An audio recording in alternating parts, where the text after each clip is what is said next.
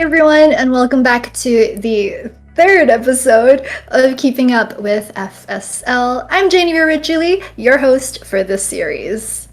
FSL is the premier women gaming circuit for women gamers in Southeast Asia and Asia, and Keeping Up with FSL is where you will get all the tea on the FSL Valorant circuit. So making it into the top 10 on the leaderboard for the first time this time is the Impaler, and I am super excited to invite two players from the team onto today's show, not least because they're Singaporean, repping my country, but a big welcome to Dodonut and Ruu. The donut opens up the site for her team. The spike should be planted fairly soon. She's looking to cut them off on the rotate. Finds one more. All that's left. It's gonna be hard. It's a 1v3. Oh, she's already low. Yep. Hey guys, welcome to the show. Hello. Hi. Can you give us a short introduction of yourselves? So like name, IGN, as well as your roles on the team. Name is Alpha, aka Ruu in Valorant. Duelist main and smoker. Hi, I'm 𝗲𝗪𝗏𝗪𝗙𝗪. People know me by Dodonut. I am the duelist, the initiator, and the IGL for the team. So firstly, I wanted to ask you guys about your past gaming experience before joining FSL Valorant Open. Like, is Valorant your first FPS title, that sort of thing? Or do you guys take part in previous competitions before this? Valorant is my first competitive game. Previously, I don't have any gaming background. I only play casual gaming on Starter Attack, Blackshot, but I never touched CSGO. For me, CSGO was my first FPS game, but I didn't really play competitively until Valorant came out. I realized that Valorant is new, so I could start freshly with everyone else to build up my skills level. That sounds really fun. I think, like in terms of Valorant, especially especially when FSL started, I think a lot of the teams either started as girls who were friends and wanted to make a team, or girls who either played a game like CS:GO together in the past and were like, hey, let's switch to Valo. So I wanted to ask for you guys, for your team, how did you girls meet each other? Were you guys friends before that, and then we're like, oh, let's form a team and join FSL, or what happened? Originally, Impaler started as 5 different female players. We just found each other from the Discord and in ranked game. I first joined Impaler as an individual, and then one of the members picked me up. During the FSL Open 2, we recruited Ruu and K to join our team. Yeah, for sure. I also wanted to ask you guys then, in that case, how does your team train? Can you tell us about that? So how often are you guys scrimming? Do you guys place more of an emphasis on solo queue? Is it tough to get the team together and find slots for y'all to scrim together? What's that like? One of us will find a scrim. Maybe 1 week, 2-3 times we will train. Then we will do dry run 1 or 2 times. So, Right. Right, Donut. I like how you're asking your IGL, that's it, right? She's like, okay. So, Donut, you mentioned just now that you're the in-game leader for Team Impaler. So I wanted to ask you what the team communication is like, maybe in terms of during scrims, as well as just casually if y'all are in Discord, when y'all are talking, do you guys work together very well, that sort of thing? What's the synergy like? After every scrim, we point out what needed to be improved and what we've done good in the scrim. So then what we need to improve, we'll do better in the next scrim. That's why our communication skills got really better each time we play together. Is there maybe a team who's also an FSL that you guys tend to scrim more with, or do you guys scrim with a range of teams? Usually, how does that go on? How do you guys decide? Last time we used to scrim male team, but then we realized the way they play and the way female plays are different. So then lately we try to scrim female team to get the hang of how female plays around the game. We usually go to the FSL scrim to look for them, and there are a lot of females who want to scrim. Can you tell us more about, in your experience, how the male teams play differently from the female teams? So for the male team, they tend to play more slow, and they tend to play as to get info and not just fully rush the site. So then every time we play against male team, we tend to overthink and see where they are going. But for female team, we felt like it was more simple to read them on where they're going, since we play against a lot of female teams to get the hang of how they play. Do you feel like it's different in terms of agent picks as well? I think in the first few seasons of FSL Valorant Open especially, we were just like, there is so much Reyna in competitive that you don't see as much in other regions. Like, do you feel that there's any difference in terms of like agent picks, or like say in terms of like if a new map is released, when people start picking in FSL, that sort of thing? At the start, a lot of people tend to pick duelists, so like 2 or 3 duelists per team. Lately, a lot of people realize that 1 duelist is enough for the team, since we need more initiator and info for the duelist to entry. So, Donut, we know that you're, of course, the IGL for Team Impaler, but we heard recently that you're actually going to stop playing in FSL Valorant because you're leaving to the US for your studies. Can you tell us what your plans are and also like what your feelings are having to leave the team to play in hopefully Elite by themselves? It's a bummer since we put so much effort into training and stuff, but then we decided to give people more opportunity to be the IGL and join our team. So we're actually currently looking for a player right now. For the FSL Elite, it sucks to not be able to go play offline since we work so hard, but then I hope them the best and hopefully they qualify to FSL Elite. Do you have any plans for looking for a team over in NA when you're there? Maybe joining a team and competing in any of their tournaments? VCT Game Changers, maybe? I think I will start off by streaming to get like my platform and names out there, so people will look out for me and maybe invite me to join their team. A lot of my friends told me to go join Cloud9 White, but then I don't think I'm that good enough to join yet, so I'll work harder and then try to scout for teams. Yeah, I hope that happens for you. You're really so good.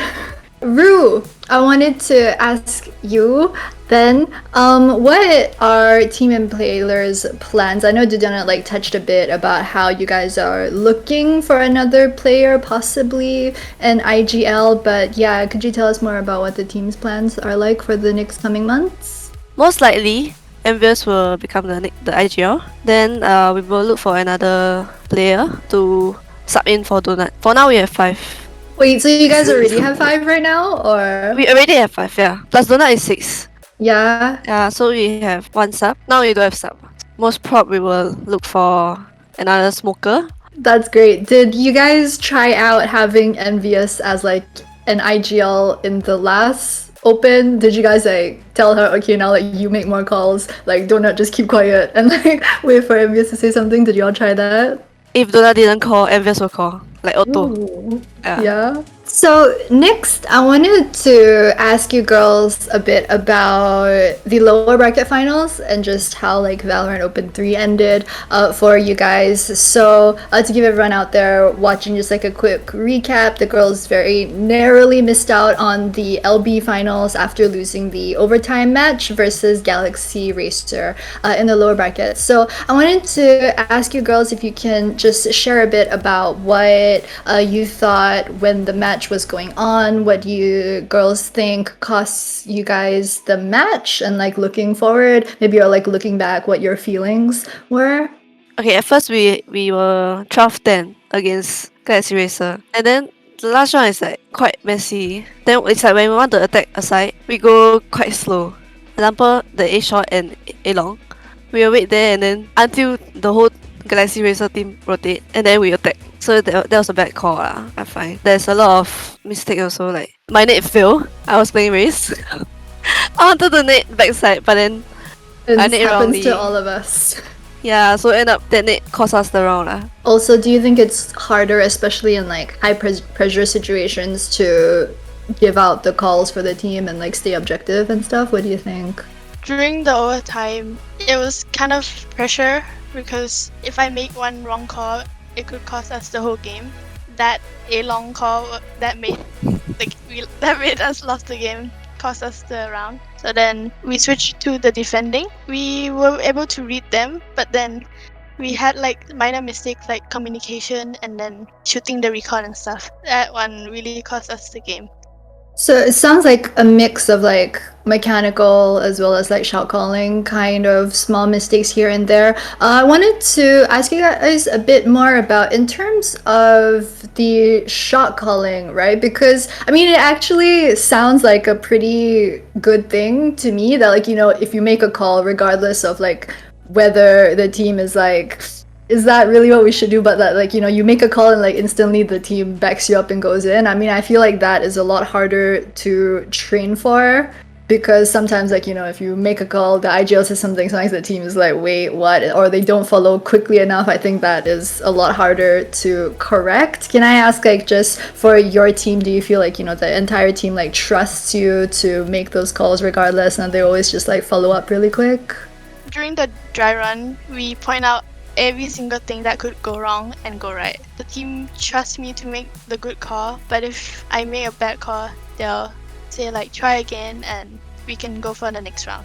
That's nice. That's really, very encouraging. It's one of the things like I like about FSL and just like Valorant Open, just like how the teams and everyone is just so encouraging to each other. I also wanted to ask you guys, related to that, what are your thoughts and like how does it feel to be playing in a circuit with just so many female teams? Okay, at the start, I didn't know that there's a lot of girls that play Valorant. I didn't know there's such thing as FSL. Until people were like, hey, why you don't join FSL? Then I'm like, what's that? Then people like, they don't tell me that FSL is a tournament. Usually I play in like a mixed team, mixed tournament, so Mhm. both male and female can join. So FSL is like a new thing for me. I think it was harder to find female team since I'm mostly surrounded by male players. So then one of the female players reached out, we got together and then started playing together. Can you tell me a bit more about your experiences, I say, solo queuing, or like is there someone on your team that even if y'all don't have scrims, or like you log in at like 1 a.m. and she's in competitive by herself, or like she's always in the range, stuff like that? Can you tell us about how the practice levels are like on the team? Usually when we don't have scrim, a lot of us go to rank or be in custom by ourselves. So usually I see Ruu in rank with her like friends or boyfriend playing together. I think it really helped her to improve her game sense and the way to handle how games will work. Like she's carrying her boyfriend and her friends, or like what's going on? Yeah, No. That's casually playing. Yeah, every time I see online, Dodonut online, it's always in customs. Until she can even DC from custom. Like, because in custom there's like a time limit that you can be in. So like I'm not sure how long you can be in a custom. Maybe I practiced Very long. everything until I got DC'd from the custom game. In the custom match, you can't play for too long, so they will just disconnect you from the lobby itself.